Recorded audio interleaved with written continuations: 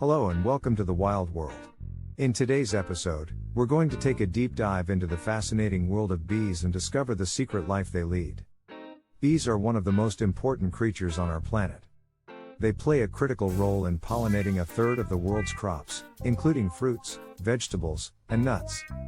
Without bees, our food supply would be severely impacted, and the loss of this keystone species would have ripple effects throughout the entire ecosystem.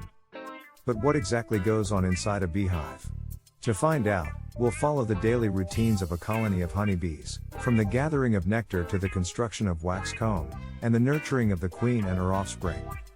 First, let's take a look at how bees gather nectar and pollen. Bees are excellent foragers and are able to locate flowers from great distances. When a bee finds a flower, it uses its proboscis, or tongue, to extract nectar. The nectar is then stored in the bee's honey stomach, where it is mixed with enzymes that break down the sugars into simple sugars that the bee can use for energy.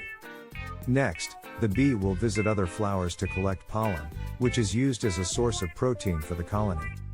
The bee collects the pollen by brushing it from the anthers of the flower into baskets on its hind legs, known as corbiculae. Back at the hive, the bees regurgitate the nectar and store it in the wax comb. Over time, the nectar will evaporate and become thick and syrupy, forming the honey that we all know and love. Bees will then cap the honey-filled comb with wax to preserve it for the winter months. But the work of a bee colony isn't just about gathering nectar and pollen. There's also a complex social structure at play, where each bee has a specific role to play in the colony's success. From foragers to nurse bees, each member of the hive plays an important part in the colony's survival. The queen bee is the center of the colony and her role is to lay eggs. She will mate with a small number of drones, or male bees, and use the sperm stored in her spermatheca to fertilize the eggs she lays. The fertilized eggs will hatch into female workers, while unfertilized eggs will become drones.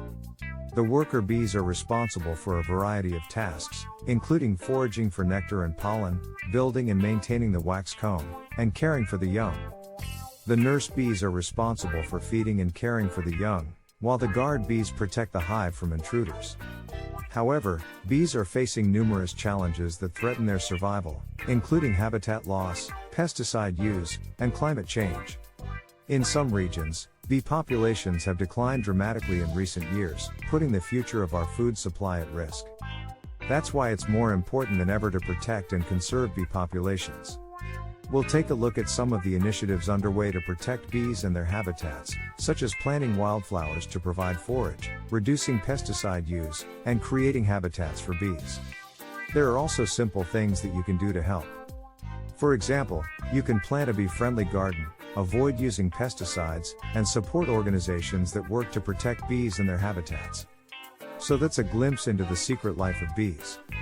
From their role in pollination to the complex social structure of the beehive, bees are truly fascinating creatures that play an important part in our ecosystem. And while they are facing numerous challenges, there are many ways that we can help protect and conserve these important insects. So, be sure to keep an eye out for bees in your own backyard and do your part to help protect these amazing creatures.